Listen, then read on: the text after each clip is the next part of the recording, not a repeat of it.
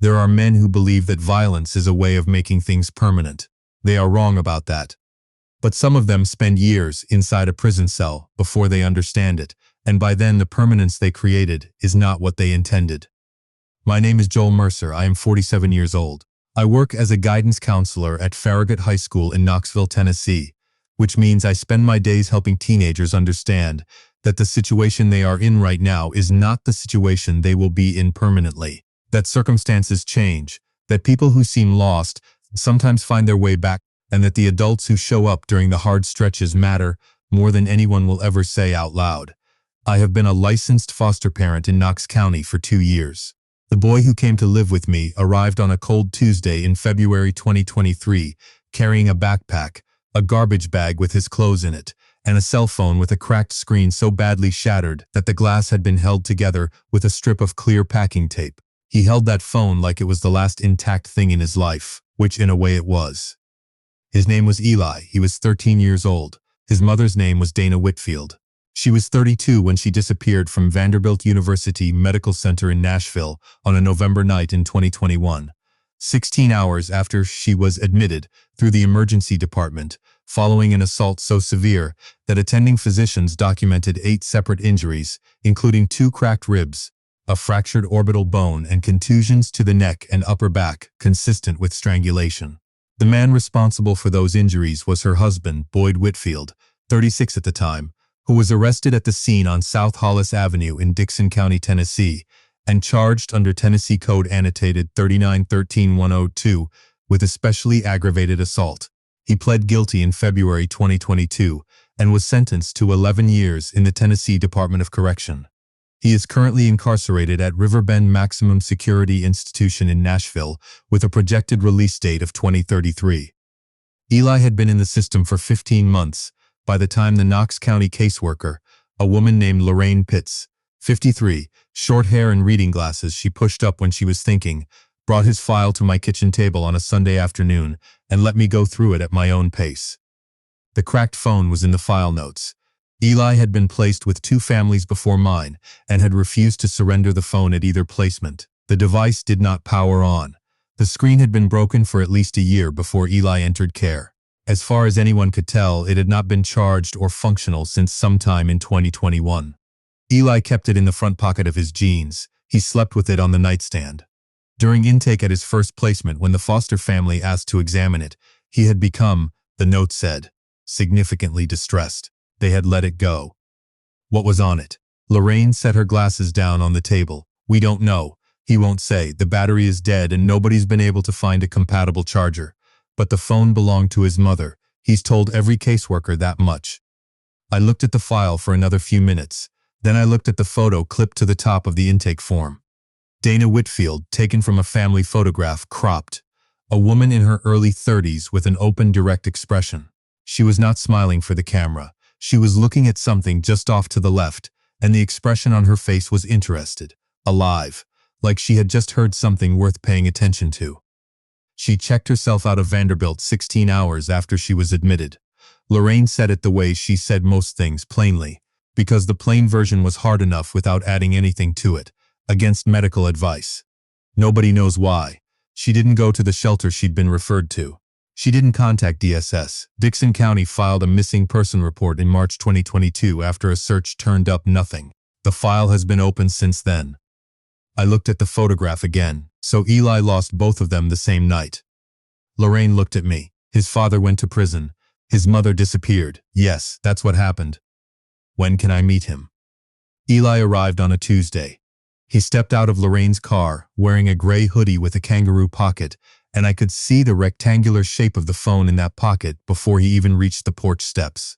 He was thin in the way kids are thin when they have been eating inconsistently for a while. And he had the particular kind of stillness that comes from learning early that big reactions to new situations tend to make things worse.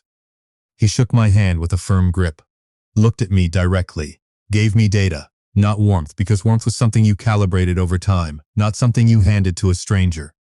I showed him the room, clean sheets, a window that faced the side yard and the oak tree, a bookshelf I'd stocked with a few things Lorraine had suggested might interest him. A Tennessee Volunteers Almanac, A dog-eared book about NASCAR racing history, a field guide to birds of the southeastern United States. He looked at all three without touching them. He put the phone on the nightstand, plugged in his charger, his own charger, the one he traveled with, and when nothing happened, he unplugged it and put the phone back in his pocket. The first week was careful. He followed every household routine without being asked. He said thank you when he meant it, and did not say it when he didn't. He did not talk about his mother directly. What he did was ask practical questions. On his second day, he asked if he could use my laptop to look something up. He spent 45 minutes researching compatible charger models for a phone discontinued in 2019. Made a list on a piece of paper, folded it, put it in the pocket with the phone. That told me what I needed to know about what was driving him. Not grief exactly. Something more active than grief. A goal. I ordered 3 chargers from his list that evening, without mentioning it. The first 2 didn't work. The third, a third-party adapter from a specialty electronics reseller in Cincinnati, powered on the phone on a Saturday morning in late February. I brought it to Eli at the kitchen table where he was eating cereal. He looked at the charger, looked at me, and did not say anything for a moment. We plugged it in together. The phone took 4 hours to charge enough to power on. When it did, Eli held it in both hands and navigated to the audio folder with the speed of someone who had memorized the path. There was one file, 19 seconds long. He pressed play without looking at me. It was a woman's voice. Low, unhurried, humming something that wasn't quite a melody. The kind of sound you make when you're half thinking about something else and half singing, comfortable in your own kitchen, not performing anything for anyone. And then she said, softly, and to no one in particular, or maybe to a small child off to the side somewhere, "There you are." And then she laughed at something, and then the recording ended. Eli sat with the phone in both hands and did not move for a long time. I stayed at the table and did not pretend to be doing anything else.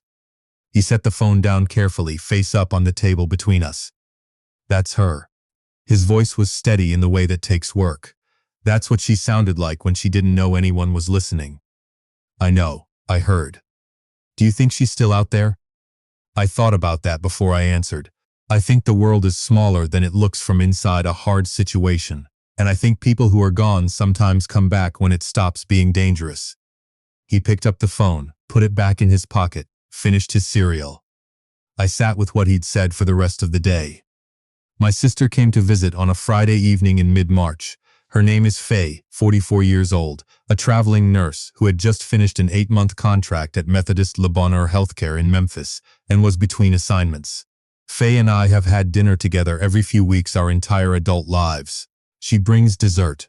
I cook, we talk about things that matter and a few that don't. Eli ate with us and was, as usual, quiet but present. He had begun to take up space in the kitchen in the way that meant he was comfortable enough not to calculate every movement. After dinner, Faye and I moved to the back porch with coffee. About 30 minutes in, I heard the screen door. Eli was in the doorway. He had the phone. He didn't offer it immediately. He held it like he was still deciding. "Can I play you something?" Faye looked at me, then at him. "Sure." He walked to the porch railing and held the phone toward her. He played the 19-second recording with the volume turned up. I watched Faye's face through all 19 seconds. The humming, the softness of it, and then the background, a low ambient clatter, and beneath that, a slow rhythmic sound I had not been able to place. Something almost mechanical, and then "There you are," and the laugh, and the silence after. Faye did not say anything immediately. She was staring at the phone. Her expression had gone somewhere I recognized from the few times in our lives when she had received information she didn't know what to do with yet. "Eli, is it okay if I listen to that one more time?" He played it again. This time I listened harder to the background. The clatter of a place that served food, and beneath it, low, recurring, rhythmic, almost like something vibrating through a floor. Faye set her coffee mug on the porch railing. Her voice came out careful and measured. "Joel, that sound underneath everything, the low one." I heard it. She looked at me steadily. "When I was on assignment in Memphis, I used to eat at a diner on Vance Avenue 3 blocks from the hospital. Old place, been there 50 years. There was a freight line that ran behind the building. The 5 p.m. southbound came through every single day at the same time, and you could feel it in the floorboards and hear it in the walls for about 20 seconds. She paused. "That is the same sound. I'd know it anywhere. I ate there 2 or 3 times a week for 8 months. The porch had gone completely still. Are you certain? She turned to look at Eli, who was standing very quietly by the railing, then back at me. No, not from 19 seconds in the dark, but close enough that I cannot sit here and not say something. Her eyes were steady on mine. We need to look into this carefully and correctly. I looked at Eli. He had not moved. His hand was wrapped around the phone. We'll start tomorrow, I told him. Get some sleep. He went inside. Faye and I stayed on the porch for another hour and did not talk about anything light. I did not sleep. What I did instead was lie in the dark and think about the geography. Dana Whitfield, missing person, last known location. Vanderbilt University Medical Center, Nashville. Memphis was 212 miles west. She had checked herself out against medical advice. No contact with DSS, no contact with the shelter she'd been referred to. A Dixon County missing person file open for over a year with no meaningful updates. 2 separate county systems. No mechanism that required anyone to cross-reference a Dixon County missing person report with a woman living quietly under a different name in Shelby County. Boyd Whitfield had put his wife in a hospital with 8 separate injuries and had gone to prison believing the wreckage was settled. He had not counted on a dead phone and a 19-second audio file and a nurse who ordered the same lunch at the same diner twice a week for 8 months. His arithmetic was going to be wrong. He just didn't know the mistake yet. At 7 in the morning, Faye called. Her voice was already in the precise mode she used when she had thought something through completely. I can't go to Memphis and start asking questions without something more solid. What I can do is call Janelle Pruitt, the patient advocate I worked most closely with at Methodist. She has community contacts in that neighborhood. I can describe what I know without naming anyone and ask her to make careful inquiries on her own. If it's her, then Lorraine gets the call. Dixon County gets the connection they've been missing for a year. Nobody moves fast or makes a scene because Dana Whitfield checked herself out of a hospital and disappeared because she was scared enough to vanish completely, and whatever she was scared of doesn't go away just because we found her. I understand. Joel, Eli stays in the dark until we have something confirmed and verified. If this falls apart before it's real, the damage to him. I know, not a word. I hung up and walked to the hallway. Eli's door was open. He was already dressed, sitting on the edge of his bed, looking at the phone on the nightstand. He heard me in the hallway. Morning. Morning. Eggs? Please. I went back to the kitchen and made eggs, and did not say a single word about what was sitting in my chest, like a live wire. Janelle Pruitt called Faye back on Thursday. Faye called me 40 minutes after that.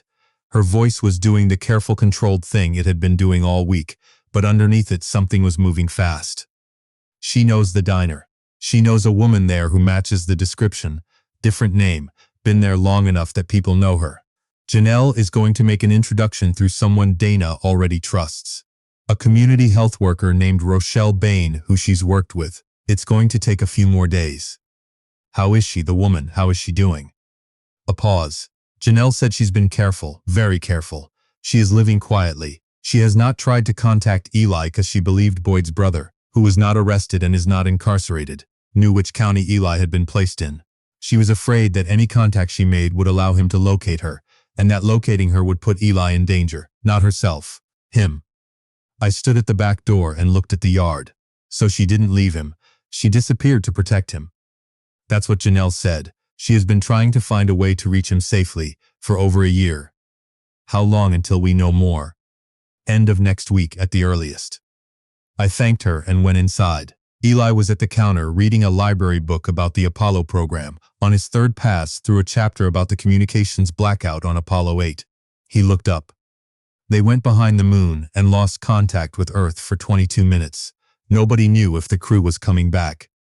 I leaned against the counter. That would take a lot of trust. He nodded. But they came back. He looked at the page. My mom used to say that when you're in the scary part, you keep going and you wait for signal. She said signal always comes back eventually. He set the book down. I think she said it because she needed to believe it too. I looked at him. He said it the way he said most things about her. Matter-of-factly, like a researcher reporting something observed carefully over a long time. Then he went back to the book. I turned to the stove and did not say what I knew. Rochelle Bain met with Dana on a Wednesday afternoon at the diner after closing. The call I got from Faye that Friday, just past 6 in the evening, had none of the control she'd been holding all week. Her voice was steady, but it was working at it. It's her. The name she's using is different, but everything else. She remembered Eli's birthday without hesitating. She remembered the street name. She remembered the night. She told Rochelle the name of Eli's second-grade teacher without being prompted. She has been saving money from her shifts for over a year to hire a lawyer who could find a way to get Eli's placement information without Boyd's brother being able to trace the inquiry back to her. I walked out to the back porch. The March evening was cold and clear. She wasn't running away from him, I said. She was running towards something safe enough to come back from. That's exactly it. Faye's voice broke slightly on the last word and then reassembled. Lorraine gets the call tomorrow. We do this right. We do this right. Lorraine Pitts arrived at my house on Monday evening with a folder and the composed face of a woman who had delivered significant news enough times to know how to hold the room steady while someone else absorbed it. I picked Eli up from school at 4. Normal drive. He had been telling me about a debate in his history class over a Civil War general's decisions at Chickamauga, and he had strong opinions, which was one of my favorite things about him. He saw Lorraine's car in the driveway before we turned off the engine. Who's here? Lorraine. I turned off the car and looked at him. We need to talk before we go in. Nobody is in trouble. Nothing bad has happened. He looked at the driveway. Okay. Inside, at the kitchen table, Lorraine did not soften it more than it needed to be softened. Eli was not a child who needed cushioning. He needed truth delivered by someone who respected him enough not to dress it up. I have news about your mother. The kitchen went completely still. We believe she is alive. She is in Memphis, Tennessee. She has been there since shortly after she left the hospital in November 2021. She did not disappear because she chose to leave you. She disappeared because she was afraid not for herself, but for you. She believed that leaving no trace was the safest way to protect you until she could find a way to reach you safely. Eli's hands were flat on the table. He pressed them slowly down. His face was very still. She was trying to find a way back to me? Yes, Lorraine's voice was absolute. She has been saving money for a lawyer. She has been trying to reach you through safe channels for over a year. She did not leave you. She was protecting you the only way she knew how. 15 seconds of silence. He knew where I was, Eli said quietly. Boyd's brother, she thought if she contacted me, he'd find her. Yes. And she decided that finding me wasn't worth risking me. Lorraine looked at him directly. That's what she decided. Eli put both hands over his face. He sat like that for a long time. No sound. Just a boy at a kitchen table deciding what to do with something he had been carrying the wrong way for 16 months and could now finally set down correctly. When he looked up, his eyes were wet and his voice was back under control. When can I see her?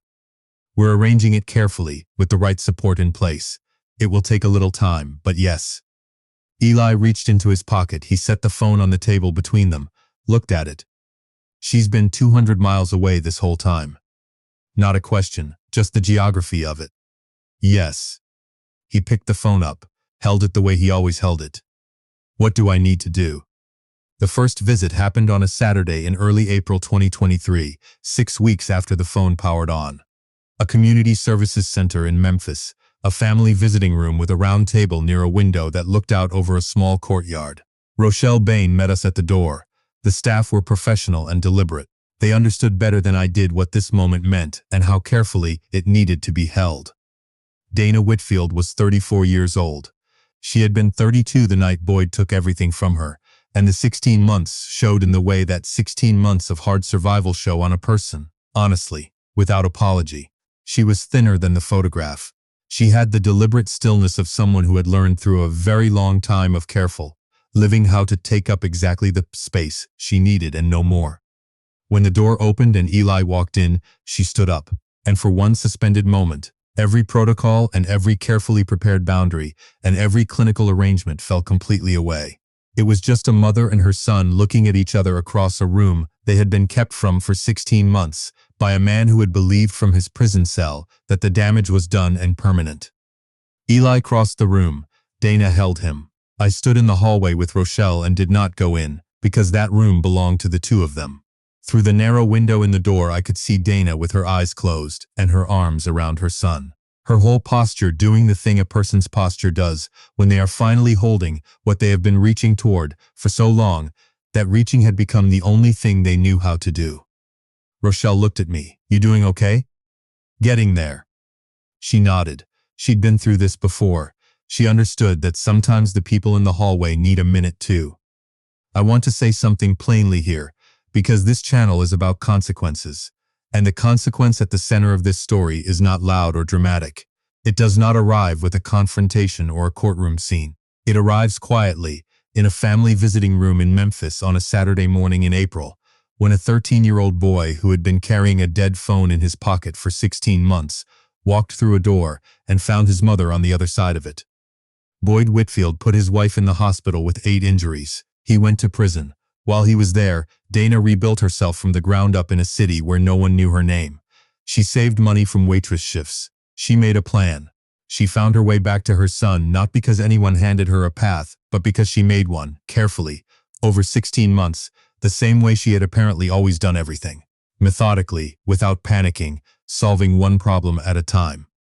That is the revenge. Not a letter, not a phone call, not a confrontation, just a life, full healing, growing, that he has no part of.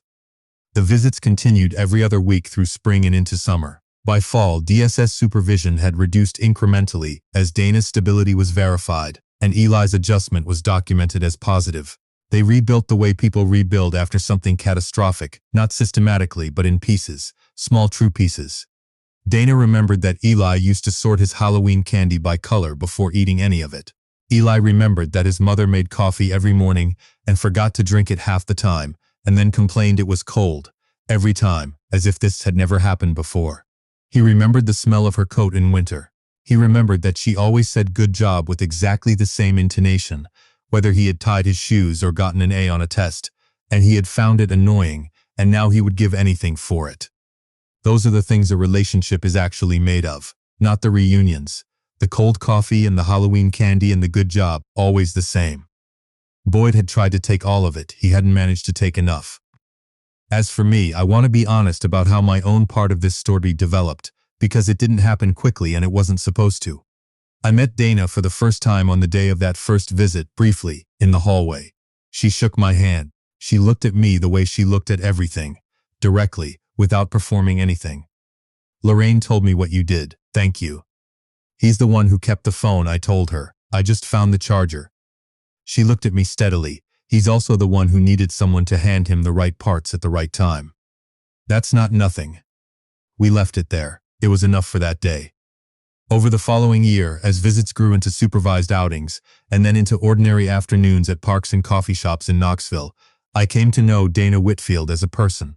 She was funnier than I had expected, dry and quick, the kind of humor that develops in people who have been through things that aren't funny at all and have decided that absurdity is the only honest response. She was direct. She did not say things she did not mean. She had opinions and she stated them without apology. She had built herself back from the ground up, and she knew exactly what she had used to do it, which meant she also knew, precisely and without question, what she was made of. I did not fall in love with her story. I fell in love with her, and I want the timeline to be clear because I know how it sounds.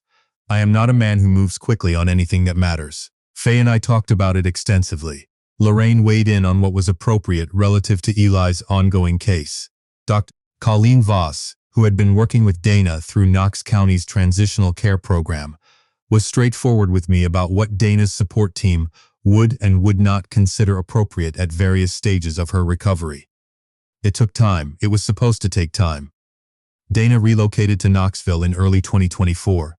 She had a job billing coordinator at a regional medical practice she had started in November 2023 and was by all accounts excellent at. The formal reunification process for Eli began in March 2024. On the evening of September 12, 2024, Eli's 14th birthday, Dana came to my house for the first time. Faye was there. Lorraine came by for the first hour. We had dinner and cake, and Eli spent most of the evening arguing with Faye about the historical accuracy of something he'd read about the Manhattan Project, which Faye handled better than most people handle, being out-argued by a 14-year-old. At some point after dinner, Dana and I were in the kitchen while the others were in the living room. She was stacking dishes without being asked, the way she moved through all spaces, efficiently, without needing direction. She spoke without turning around. I know what you gave him, 2 years of someone showing up every single day. I looked at her. She set a dish down. I can't give those months back, but I know who held them while I couldn't. He held them himself, I told her. He was remarkable before I got there. She turned to look at me. I know, a pause. So are you? She went back to the living room. I stood in the kitchen for a moment and made a decision. The conversation happened on a December evening in 2024 at a restaurant on Market Square in downtown Knoxville. We had coffee afterward and I told Dana that I loved her and that I was not in any hurry and that she owed me nothing and that I simply needed her to know. She was quiet for a moment, those direct, clear eyes on mine, the eyes that never performed anything. I know, she said. I've known for a while. I was waiting until I was certain I was choosing from a position of strength, not gratitude, not need. That's different, I said. That's very different, she said. We were married in June 2025. Small ceremony. Eli stood at the front with us. Faye was beside me. The officiant was a county magistrate with a good face for occasions that meant something. As of the time I'm finishing this, Eli is 15 years old, a freshman at Farragut High, walking the same hallways where I work without being in any of my sessions, an arrangement we have both agreed suits us fine. He is on the robotics team. He is, according to his coach, the most methodical problem solver on the squad, which tracks completely. He is building a relationship with his mother that is, week by week, becoming less about recovery and more about ordinary life, which is exactly what recovery is supposed to become. Dana Mercer, she took my name, her choice, stated plainly on a Wednesday morning over breakfast, is 36 years old. She goes to weekly sessions with a counselor she chose herself. She works 4 days a week and is apparently faster than anyone who trained her. She still forgets to drink her coffee before it goes cold. She still says good job in exactly the same tone for everything, and Eli still finds it annoying, and I have noticed he does not find it as annoying as he used to. Boyd Whitfield is at Riverbend. His release date is 2033. By then, Eli will be 23 years old. Dana will have had 8 years of a life that Boyd has absolutely no part of. I will have been her husband for 8 years, and will have helped raise his son into a young man who sorts problems methodically, keeps the things that matter close to him, and does not panic in the scary part. Because someone taught him long before I met him that signal always comes back eventually.